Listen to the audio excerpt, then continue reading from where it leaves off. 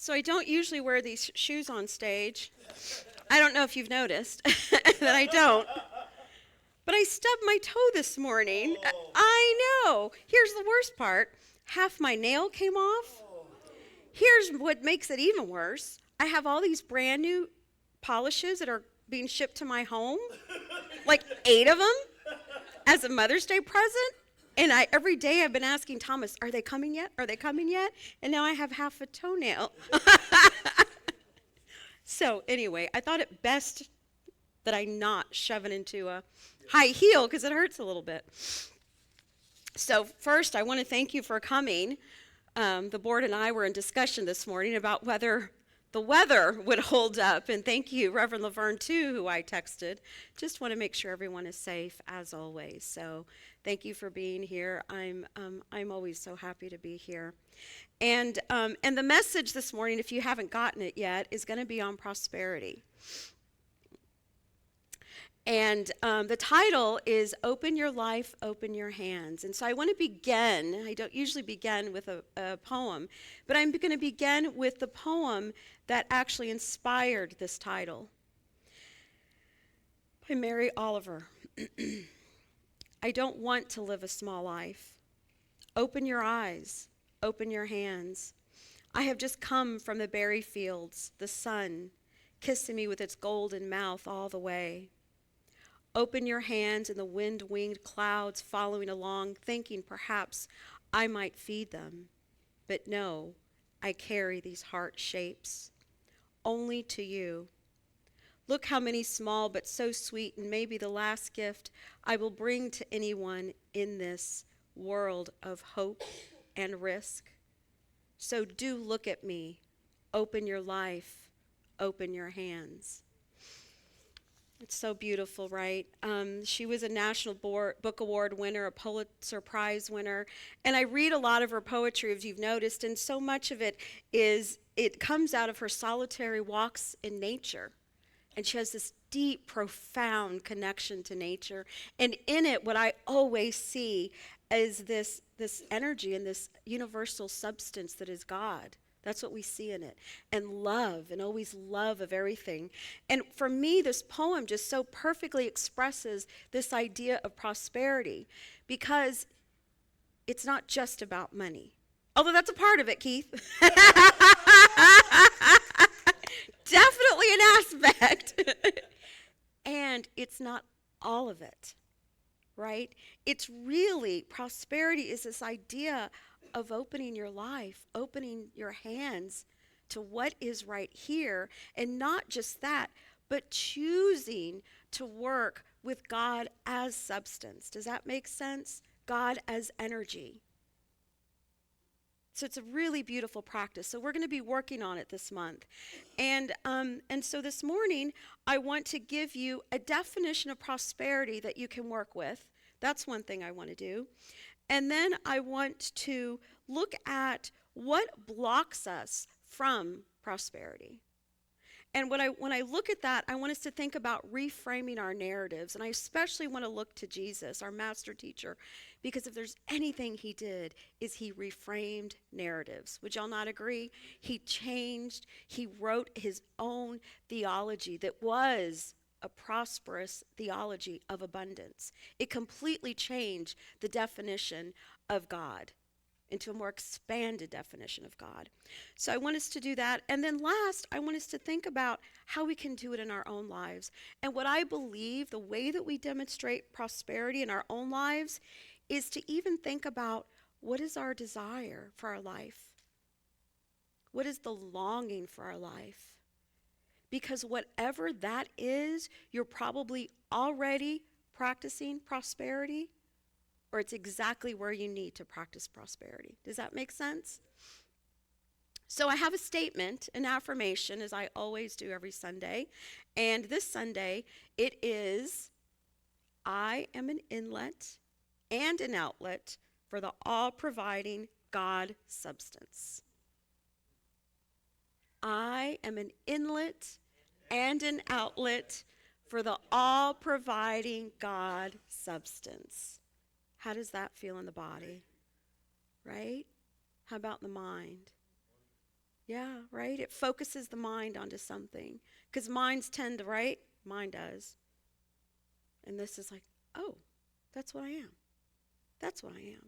When I think I'm anything else or anything less, I can remember that's what I am. So are y'all up for it this morning? Yes. It's very awkward walking in these little shoes, I have to tell you. I'm not tall enough. I'm used to being taller.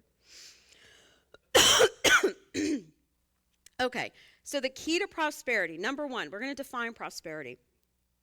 The key to it is understanding that God is not just a man in the sky. God is not a Santa Claus who we pray to really hard to give us what we want, right? Because very often when people think of God and prosperity, that's what they think of. Give me my stuff, God. Where's my stuff? I want my stuff, right? That's initially what, that's like an entryway thinking or a beginner way, which is, I'm not going to insult that. That's not my point here. But that's not really what prosperity is. Prosperity is setting our minds and our hearts in seeing God as universal energy, seeing God as substance, meaning that behind everything that's made and already created, there's a substance behind it, and that's the substance that we use. Does that make sense? It's the divine idea. For example, the divine idea of love, which we know that is what God is. It's an energy. And I'm sure you've noticed, the more that you love, the more love comes to you, right? Which creates only that much more love. And so when we want to see love show up in our lives, we love, right? That's what we do. We love. And we love ourselves. And then we're attracted, that comes to us. Or if we want to show more health, what do? Work on getting healthy. The first part is our minds and what we're thinking about our bodies. The first step is thinking, I have a strong and healthy body, right? I have a strong and healthy body. And then when you think about that so positively, that's all you feel. Have you ever noticed that? That's all you feel. And that's exactly what Myrtle Fillmore did.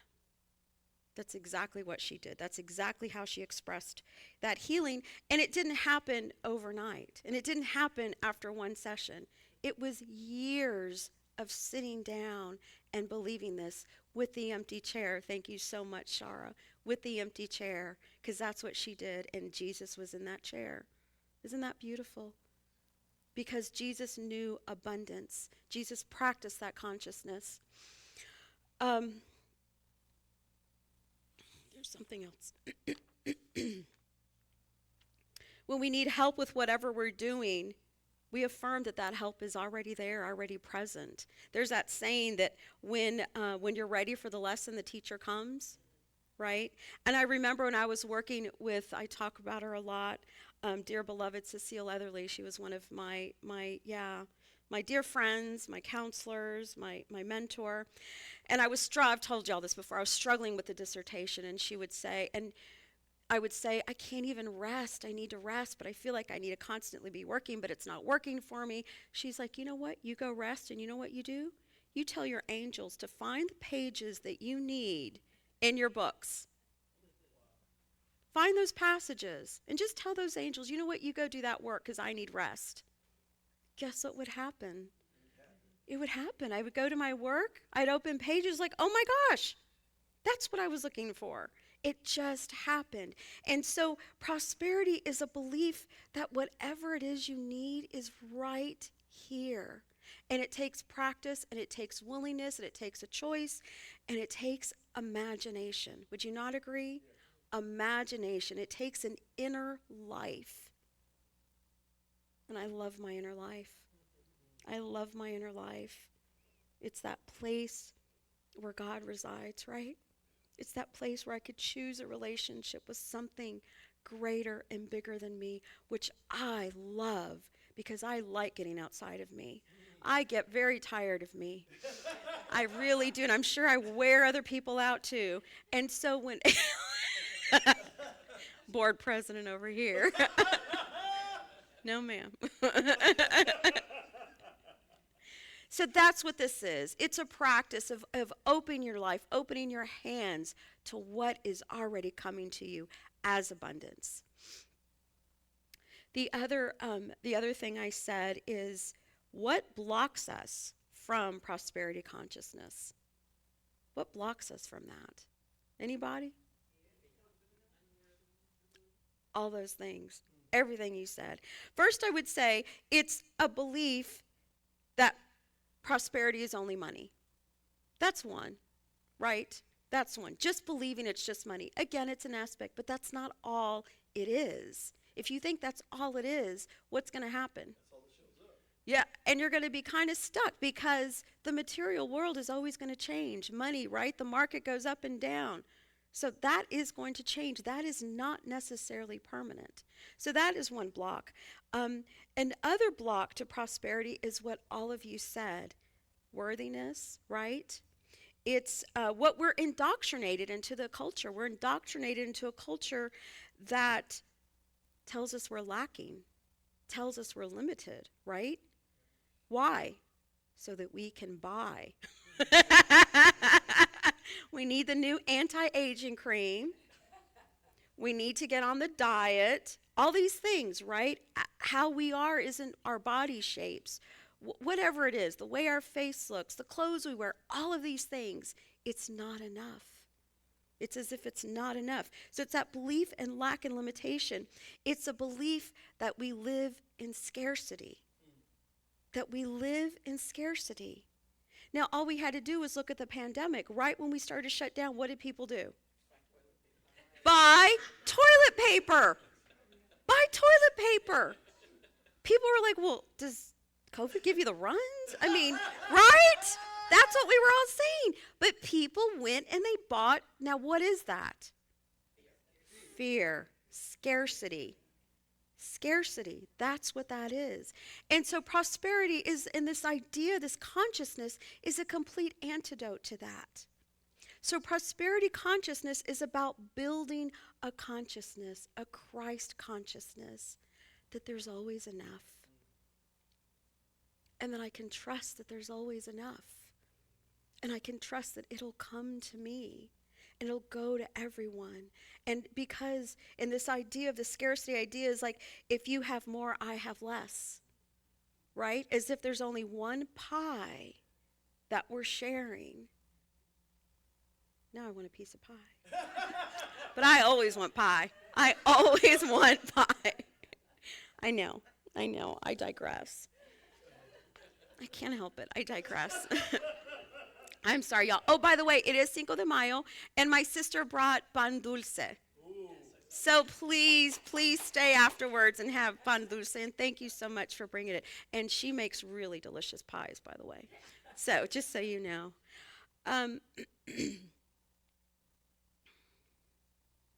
So the idea is that we have to reframe that, right? We have to reframe the lack and the limitation. And the perfect person, our elder brother, our way shower, is someone who did that. He reframed old narratives. And the one, we can just look to the Hebrew scriptures and look to the 10 Commandments, right? Those are warnings. Thou shalt not, thou shalt not, thou shalt not. What did he do in the Beatitudes during the Sermon of the Mount? He turned that around. He completely turned it around. Blessed are thee, right? Even the word means fortune, happy. Here's how you live an abundant and prosperous life. Is that not beautiful? And remember, I've talked about how in these Beatitudes, the Sermon of the Mount, this is what Gandhi, who wasn't Christian, he looked to these and they inspired him for nonviolence. Isn't that beautiful? They're just such a beautiful, beautiful words that are attributed to Jesus. And then he also says, you have heard it said, again, reframing a narrative, right? Turning that around. Eye for eye, tooth for tooth. But I tell you, do not resist an evil person. If anyone slaps you on the right cheek, turn then to the other cheek.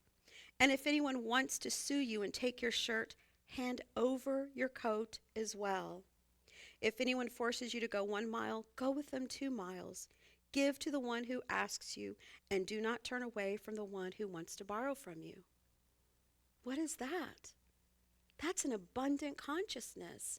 If you ask for this, guess what? I'm going to give you this and this. Why? Because I know there's more. I know there's more that's going to come to me, and nothing's going to keep me from that stream that is already coming to me. Does that make sense? Is that not beautiful? It's such a beautiful way that he reframed and created this new theology that we are still living in and learning. And then he says, you have heard that it was said, love your neighbor and hate your enemy. But I tell you, love your enemies and pray for those who persecute you. And he ends with, be perfect, therefore, as your heavenly Father is perfect. Now, this idea of perfect, be perfect, it's a state of consciousness. It's a state of consciousness that's not limited, that's not lack. It's a state of knowing that what God is in that perfection is also within me. I am made in the image and the likeness of that. And I can create, I'm a creative being with that substance that I bring into manifestation. That's prosperity. Isn't that beautiful? That's what prosperity is. So, and y'all remember, I'm sure, when Peter tells the disciples they're going to go fishing and they fish all night. Remember what happens? They didn't get anything. So then Jesus shows up in the morning and they didn't recognize him at first, and he's like, hey, did you catch anything? And they're like, not a thing. And what does he say? Throw your net over the starboard side and you'll catch some. And so they did, and as he said, they caught more fish they could even pull in the net. What I like to think about that is they probably went out there and said, we're not going to get any fish. Right? They were stuck in lack and limitation. This isn't going to happen. I'm tired. I'm out here at night. No fish are coming to us. And Jesus went and he had the consciousness of abundance. And the other idea is the idea of, like, again, reframing a narrative. Go to the other side. It's a reframe of a narrative, right? Even the oyster. This sand is bothering me, but what am I going to do? Turn it into a pearl. That's prosperity. That's the consciousness of prosperity. If this isn't working, guess what? It's going to work. That's the prosperity consciousness. And I'm going to make it work. And I'm going to make it work because I'm going to use God's substance that I align with. I've talked to you guys about my illness and how it took me a while to come out of it. And at the time, and now looking back, that was the best thing that could have ever happened to me. And I say that because it was a time that I got to spend in deep meditation and prayer. It was a time that I knew that God was my constant source. And it was a time that I got to the calling. Had I not been through that, I would not be here now. And I would not be who I am now. It's the sand, right? It makes us grow. And we don't want it. We don't like it. We want to push it away. Don't come to us. But it's also what grows us, right? So demonstrate prosperity. So I want you right now to take a moment and to close your eyes. And I'm going to ask you some questions. And they're just simple questions. And take a breath. Settle into yourselves. And just ask yourself, what is your heart's longing? What is your desire?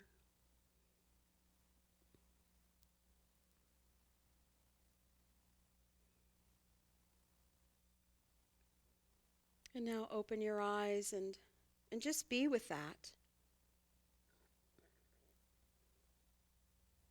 Recognize that still small whisper that comes when you even ask the question, right? Something will come. Something will come. And the reason I've asked you to do that, because that's the place, as I said earlier, that's the place that's longing for the idea of prosperity. That's the opportunity to practice prosperity. Or perhaps that's the place where you're already practicing it, right? So how do we do it? One, cultivate abundance thinking. Cultivating, I love how Reverend Vita told me that one of the Hebrew names for God is enoughness. El Shaddai, thank you. El Shaddai, the God of enoughness. Isn't that beautiful? So think, there's this enoughness.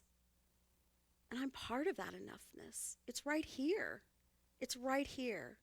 We open our life to it, open our hands to it. It's right here. So that's what I want to end with. I want you to cultivate that abundance thinking.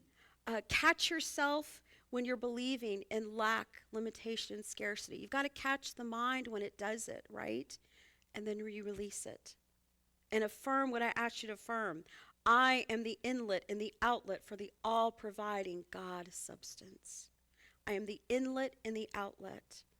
And then you bring it into realization, right? You practice our fifth statement. It isn't enough to know, but we must also act. So I want to end this morning with where I began. I want to end this morning with Mary Oliver's poem because I believe it is such a perfect example of a prosperous life. And she says, I don't want to live a small life. Open your eyes. Open your hands. I have just come from the berry fields, the sun kissing me with its golden mouth all the way. Open your hands, and the wind-winged clouds following along, thinking perhaps I might feed them. But no, I carry these heart shapes only to you. Look how many small but so sweet, and maybe the last gift I will bring to anyone in this world of hope and risk. So do look at me. Open your life. Open your hands. I love y'all so much. Thank you for being here on this rainy morning.